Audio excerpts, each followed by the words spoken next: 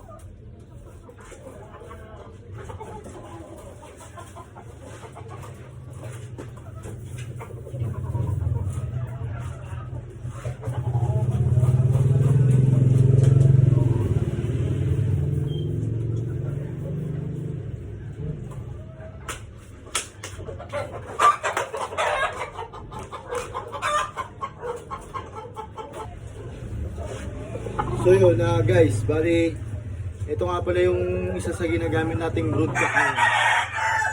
Gal, ang bloodline niya is Gal. May banderahan siya sa buntot. Meron siyang white sa buntot. Ito yung mga gustong-gusto kong broodcock. May mga white sa buntot. Tapos sa kapit meron din. Tapos maganda yung sukat niya, high station. High station ta. High station siya. And talaga namang matatangkad talaga yung mga gal. And yun guys, bali nakapaglinis na tayo ng ating breeding section. Yung mga droppings nila, nawalis na natin, nadakot na natin. And nagpatoka na rin tayo, ayan, kumakain na sila. Kumakain na yung mga brood hen natin. Saka mga broodcock. And yung nagtatanong pala about sa patoka natin, ang gamit natin patoka sa mga broodcock natin saka brood hen is GMP4. GMP4 yung gamit nating mga feed sa kanila.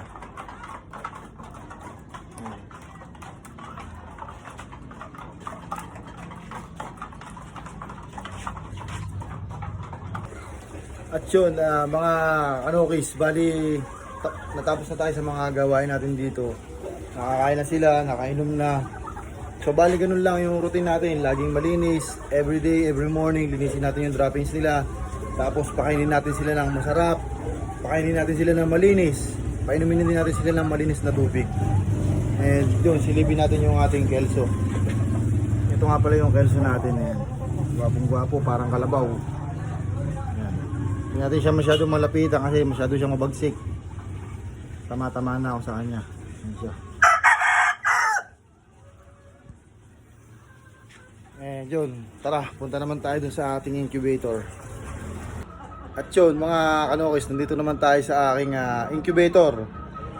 So bali, marami na tayo nag-hatch. And pinatay na natin yung isang incubator natin dahil wala naman laman. Bali, nilipat na natin lahat dito sa malaki. Yan. Lahat ng mag-hatch narito na. So bali may mga nakasalang pa tayo dito na ilang piraso, mga kalahating tray siguro, pero mga fertile pa yan. Tsaka yung mga itlog ni kumpare ko, nandiyan pa yung iba. Tsaka yung mga nagpapa-incubate sa atin, mga nagpapa-hatch, may mga egg po sila dito, sama-sama na yung sa amin. Para isang pisa na lang lahat yan. Yan. Yan sila. Yan. Marami pa yan. Lahat ng layer halos, meron pa. Kaya pinag-isa ko na lang sila.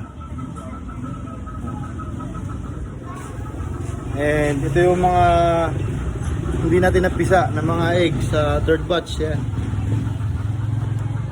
Napakaalat natin sa white claret. Maraming white na hindi napisa. Yan, mga white yan, yung iba. WR, WR, WL yan. Ito yung mga hindi napisa. Pero marami naman tayong napisa. Andiyon, marami naman tayong nag-hatch. Bali mga 40 plus. 44 or mga ganon. Kaya marami tayong sisi ulit. Bagong papalakihin. Tsaka marami pa rin. May mga nakasalang pa tayo dito. Mga almost 1 tray yung nandito pa. Bali kasama siya ng mga third batch. Kaso nalit lang sila ng salang kasi naiwan sila. Bali bagong ipon yun. Pero isasama pa rin natin sila dun sa third batch. At ngayon, silipin naman natin yung aking mga sisiw. Yung second batch at saka yung third batch. Puntahan natin, tara. Let's go!